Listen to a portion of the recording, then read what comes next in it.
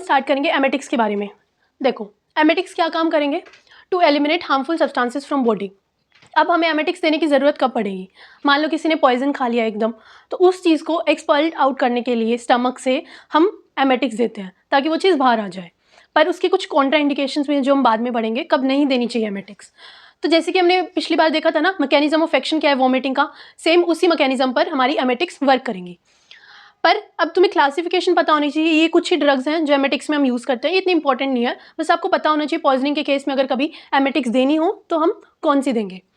Stimulate emetic centre, पिछली बार बात की थी, मेडुला ऑब्लंगेटा CTZ जो हमारा कीमो रिसेप्टर ट्रिगर जोन है उसको एक्टिवेट करेंगी और हमारा स्टिमुलेट हो जाएगा वॉमिटिंग सेंटर। क्लासिफिकेशन की बात करें तो उसमें आएंगी सेंट्रली एक्टिंग, पेरिफेरली एक्टिंग और बोथ। अब सेंट्रली एक्टिंग का मतलब क्या है, क्योंकि मैंने बताया मेडुला ऑब्लंगेटा हमारा सेंटर जो ब्रेन है वहाँ पर प्रेजेंट है, CTZ मतलब ब्लड ब्रेन बैरियर को क्रॉस करते हुए ड्रग्स जाएंगी और अपना मैकेनिज्म करेंगी, तो वो है हमारी सेंट्रली एक्टिंग। पेरिफेरली एक्टिंग मतलब ये ब्रेन तक नहीं जा रही हैं, ब्लड ब्रेन बैरियर को क्रॉस नहीं कर रही हैं। जैसे मान लो हमारे स्टमक इंटेस्टीन पर जो रिसेप्टर्स प्रेजेंट होंगे ना वॉमिटिंग के, उसी पर जाकर एक्ट करेगी और अपना शो करेगी, ये ब्लड ब्रेन बैरियर को क्रॉस नहीं करेगी। और बोथ जिसमें आ रहे हैं उसमें ये दोनों एक्शन शो करेगी, ब्लड ब्रेन बैरियर को भी क्रॉस करेगी और स्टमक के रिसेप्टर्स पर भी जाके बाइंड करेगी। तो उनके एग्जाम्पल्स हैं, सेंट्रली एक्टिंग में आएंगे जैसे अपने एपोमोर्फिन और मॉर्फिन, पेरिफेरली एक्टिंग में मस्टर्ड, और हमारा जो बोथ है उसका एक मोस्ट इंपॉर्टेंट एग्जाम्पल है एपिक्विक्वेना सिरप। ठीक है, अब देखो, अब ये तो पता है एमेटिक्स दे कब रहे हैं हम, क्यों दे रहे हैं, पर इसके कुछ ये 4-5 आपको पॉइंट्स हैं, कॉन्ट्रा इंडिकेशंस हैं जो याद रखनी है कि हमें कब देना नहीं चाहिए।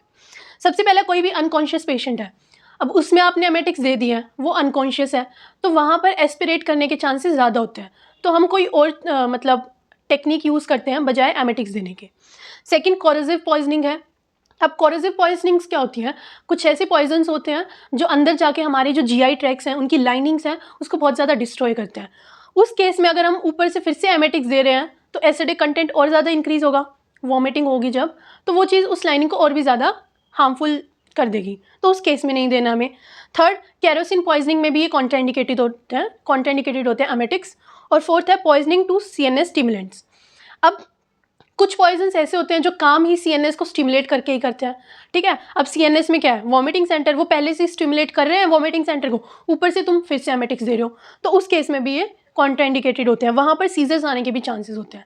तो ये 4-5 कॉन्ट्राइंडिकेशंस आपको याद रखने हैं।